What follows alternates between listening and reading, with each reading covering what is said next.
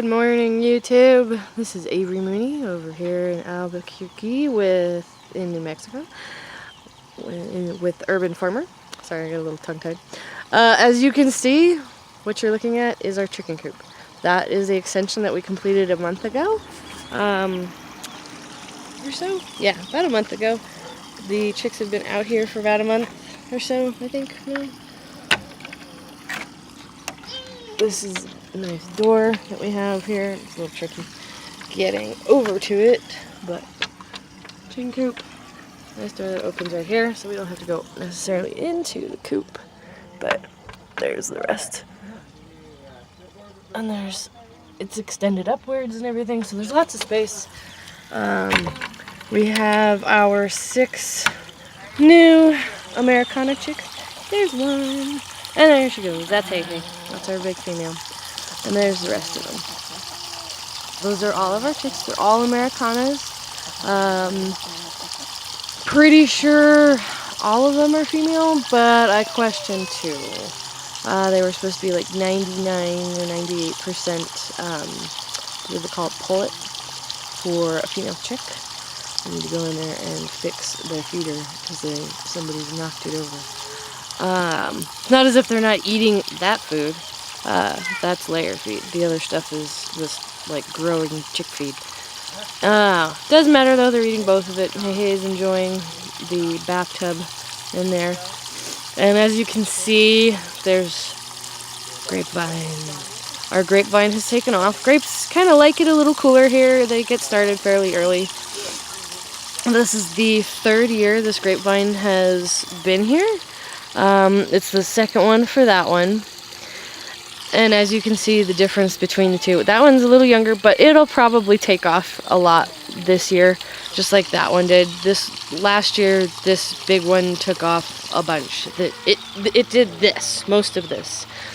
Most of the brown that you see is what was last year's growth. I have to tame it back from our neighbor's yard, sadly. That's one of my favorites. She picked me, which doesn't happen. Hi, Megan. Hi, sweetie. Hi. I love her color. She's such a pretty color. There's another one that's called Strawberry, and she really is kind of like a strawberry blonde. She's got the most strawberry colored feathers. And then there's Goldie, and she's got the most, like Goldie Hawn. She's got the most gold feathers. You can see her, I think that's her right there. Yeah, she's the one in front. And then, oh, no. Oh, I can't tell. It's hard to tell from a distance a bit because they all look very much alike. I would say when it comes to the Americana, sorry for the finger in the camera there, the Americana chickens honestly are probably the most naturally colored and patterned out of all chickens that I've ever seen. They're not extraordinarily shiny, bright kind of chickens. There are some chickens that have that very shiny, tongue-tiedness, bright and shiny color to their feathers. But these guys, they're pretty. They're very pretty, but they're very much like a bird. They're probably the most natural of all the chickens, and I like them for that reason. But they're still very pretty. There's Goldie. That's Goldie. Hi, Goldie. Hi. And there's Reggae looking at it like, can I get up there? So my 2 suspicions of males, and that is Strawberry, I believe. No, that's not Strawberry. Strawberry's over there at the water dish, getting on it. This one at the feeder is one of my suspicions is a male. And I'm basing that, for the most part, on behavior. It's a little bit more aggressive in its foraging and scratching. It will go out farther than most. And it will generally take the lead oftentimes. And the tail feathers are actually kind of different, as you can see. And that's the other suspicion right there. The one right in front of them. That's my other suspicion. As you can see, they're kind of aloof to the others, and then the hens definitely come in. but their neck feathers are also slightly different. But these could also just be fairly dominant chickens. But I gotta keep an eye on them. We'll see. They have homes if they are roosters, so that's okay. Here we go. Here Goldie. As you can see, those two are kind of off alone, and they're different also in that they're kind of more brightly colored. They've got more color variation. Oh, stretch. And as you can see, they have ample shade because of, I think they're showing off. I do think they're showing off. Alright, enough of the chickens for now. Eventually these guys will be able to go out and forage. Just wanted to update you on the rest of what's going on in Albuquerque. So we planted our kale. That's our kale there. There's some more here. Need to do a little weeding here.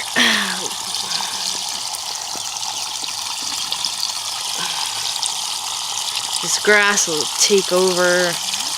We had to get a new pond pump for the pond that feeds this stream the other day. And this is mint, by the way. This is all spearmint, which is actually, this is very good stuff. If you have insomnia or trouble sleeping in general, just make some spearmint tea. If you look at the ingredients for sleepy time teas and stuff, that's one of the ways that I personally have found the ingredients for things like teas. Is just looking at the ingredients on the box. If you just look at that, you can more than likely find a place to buy just the individual ingredients, like spearmint, which is oftentimes in sleepy time tea. Or you can grow it yourself, and then you don't ever have to buy it. Just be warned, mint will take over. Mint is honestly, if you want something to come up like a weed, this will do it. Let's see. I'm not really sure what that plant is there exactly. I'd have to take a picture and look it up on Google. But kale, garlic. I have lots of garlic. I've planted lots of garlic. Reason being, garlic is very good for you. That's reason one. Reason two, it's great to cook with. It's delicious. And reason three, it's actually medicinal. If you were to take that and crush it and make a poultice out of it, if you had a really bad wound and no antibiotics, it would burn like no tomorrow. I'm not gonna lie, it's gonna burn, but it would keep any infection out if you put that in a poultice into a wound. The way you know it's done is it stops burning, and then you're like, oh, okay, I'll just leave that in there for about 10 more minutes, and then we're done. And then you're done. Strawberries, strawberries, strawberries. Here's our other grapevine, and as you can see, it is starting to take off. It'll take a little bit more time. It's just gotta get there. It needed a lot of water. It's been really dry here. It was really dry all winter. I think we had from October to, gosh, when the heck did it last rain here? I would say it probably rained maybe 3 months or more here. I think it's only snowed and or rained in lower altitudes here 3 times since last October. And those were kind of good rains, like really fairly good, but it's just not enough, because that's how much of a drought we're in.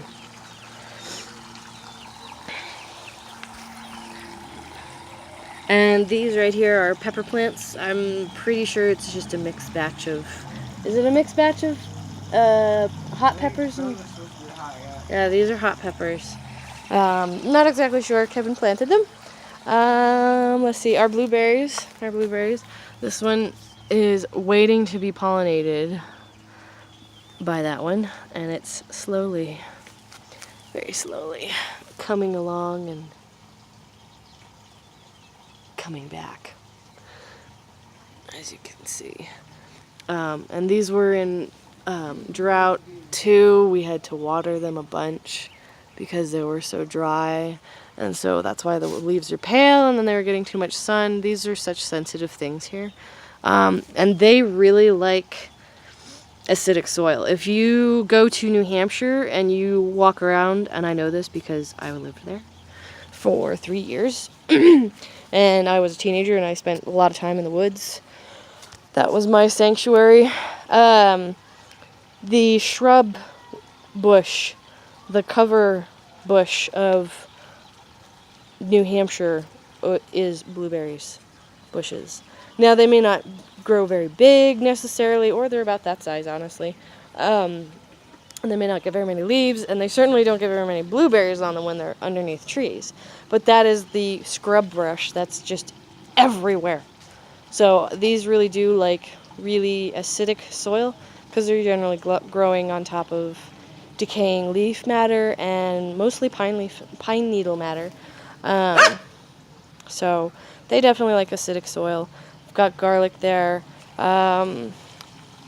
There's raspberries. Our raspberry bush is really taking off and trying to come back. Oh, we have a volunteer potato. We planted these potatoes now 3 years ago, and we're still having volunteers. So if you don't want to have random volunteers and or you want to keep pests out. Potatoes are permacultured.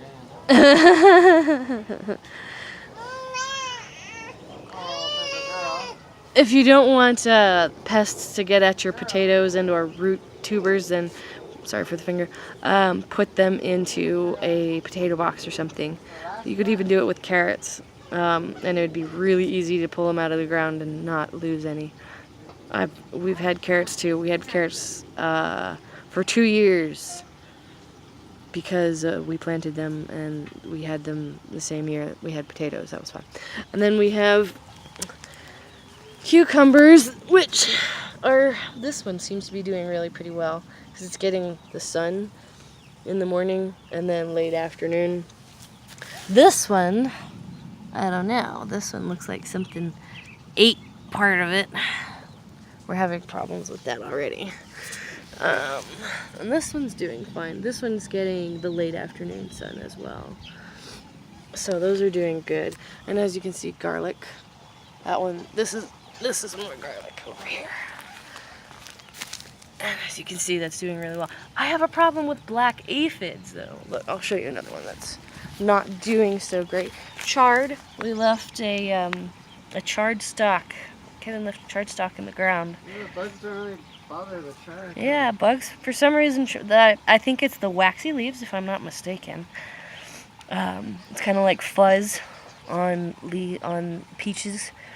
Bugs don't like fuzz on the things that they eat, for the most part. But of course, it's nature. There's always a bug or something that's going to fill that niche to eat that.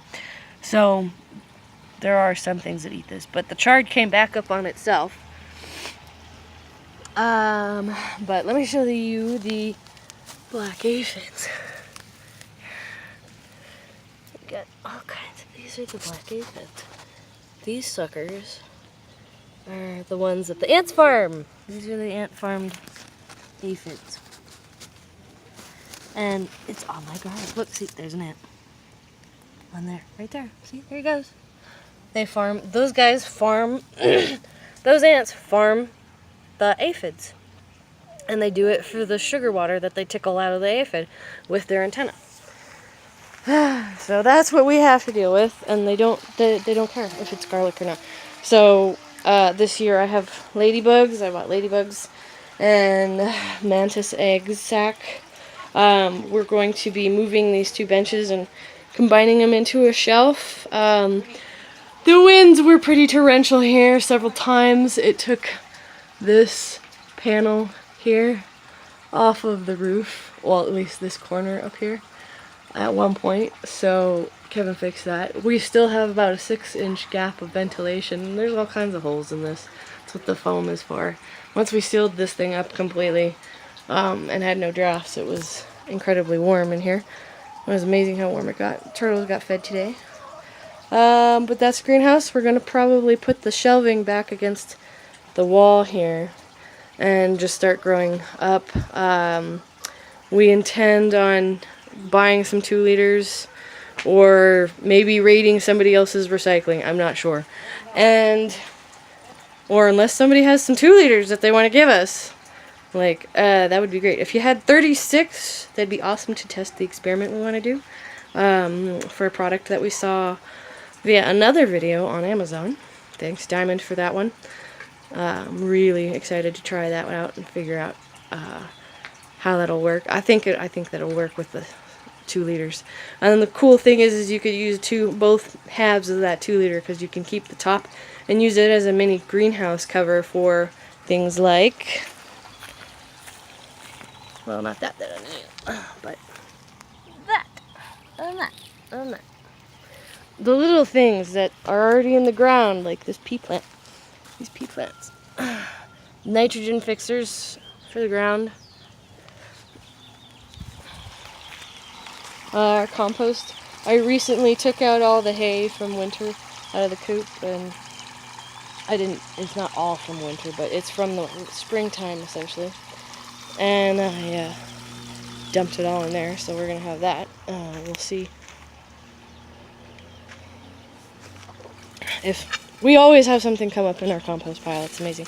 All right, let's go show you guys the potato box that we built. Oh, and some other things. So here's another update. We bought a Honeycrisp apple, and it's finally in bloom. It's finally starting to bloom. See the little? There's that, and then there's that. It's just starting. So there we go. That's a better example. There's some leaves finally. So it's finally taking root. We've had to water, as you can see, we watered this thing quite a bit. Hi Winnie. Hi Winnie. And here we have chive. And I know they're chive because they're not green onion. They have bulbs, so they could be green onion. But you strictly, when it comes to green onion, it's basically practically chive. You just want to take the tops off, and they pop just like it. And these look like they're about to go to seed. Yay. And then we have other flowers. I'm not exactly sure. My neighbor Gloria had them. They were all root impacted in pots, and she was all, take them, get rid of them, I don't want them. So I took some of them, and I took all of the onions here, and I took as many of these other little things that have come and gone for the springtime. But that's the apple tree. We found out, so these trees that have all kinds of white flowers on them, these are black locust. We finally figured this out yesterday. These are black locust. You can tell because of the way their thorns are set up.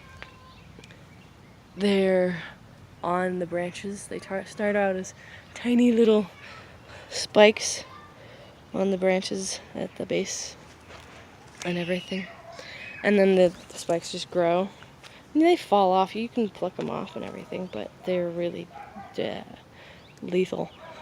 And it grows to over 100 feet tall. That tree over there that I'm pointing this at is the parent, essentially, of this. They are nitrogen fixers, we found out. They fix the nitrogen. They come back up on itself, on its own root. Oh, I just saw a ladybug, I think. Where did you go? Holy crap. It's a white ladybug. No way. Let's see if I can get a picture of it. I gotta put something down in order to get a better look at him for you guys. If you guys don't get a glare. There he is. You see him? Check that out. It's an albino, I think. Wow. Isn't that cool? I love nature. It's amazing. Yeah, that is truly an albino. Ladybug. That was amazing. I've never seen a white ladybug. Ever. In my life. I'm gonna be 29 here.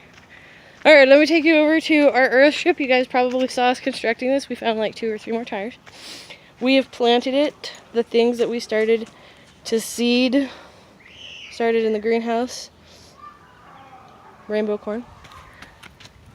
Squash. I'm trying to think of what it is. I want to say it's a sweetmeat squash. Garlic. There's 3 garlic in this that I planted yesterday. Rainbow squash. There was a watermelon plant. It's too hot. It was too cold, and it would get too hot. It was too much of a swing. More rainbow corn. Garlic. There's 3. Planted more garlic in this. I don't want squash bugs, so that's why I'm trying to plant lots of garlic.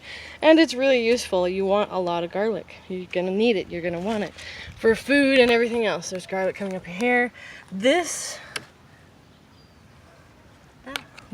plant, this corn plant, is a rainbow corn as well. And it was actually buried underneath one of these because it wasn't coming up for some reason when we first planted. And I was just like, well, let's just replant. So we replanted, and I ended up replanting a seed right on top of another one, and that one was coming up underneath it. Another corn, I think that's blue corn. I think that's the Little Jack pumpkin. I think that's a sweetmeat, blue corn, big pumpkin, red corn. It's like the giant pumpkins. And then here we have, I believe this is a blue corn, and it's got butternut squash. Those are butternut squashes coming up. I planted it in a square pot. I planted like 3 butternut squashes, and then I forgot that that one had squashes in it, and I planted a blue corn in the middle, and I just transferred all of them together. And then we have, I believe this is another giant pumpkin as well. This is, I believe, a sweetmeat squash down there, which is doing amazing. It's loving the afternoon sun.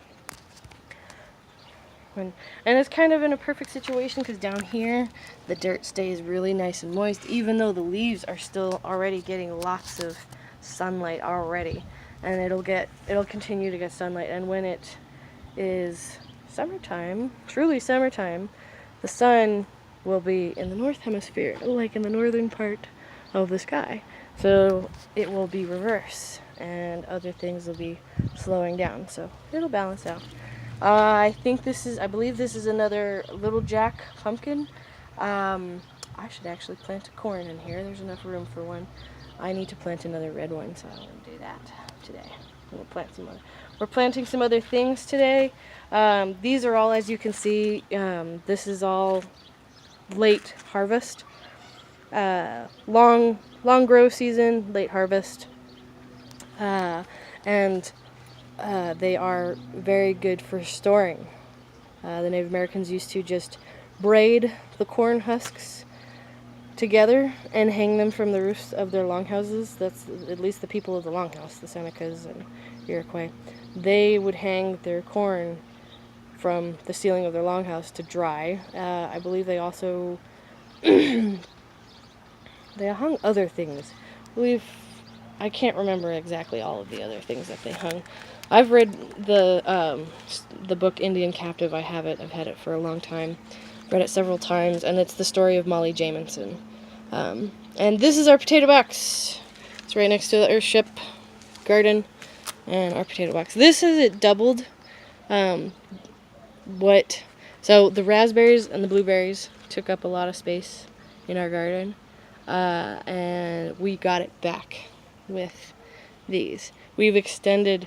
We are now growing a lot of food. That's the back of our yard. There's probably only about 12 or 15 feet between the potato box and this.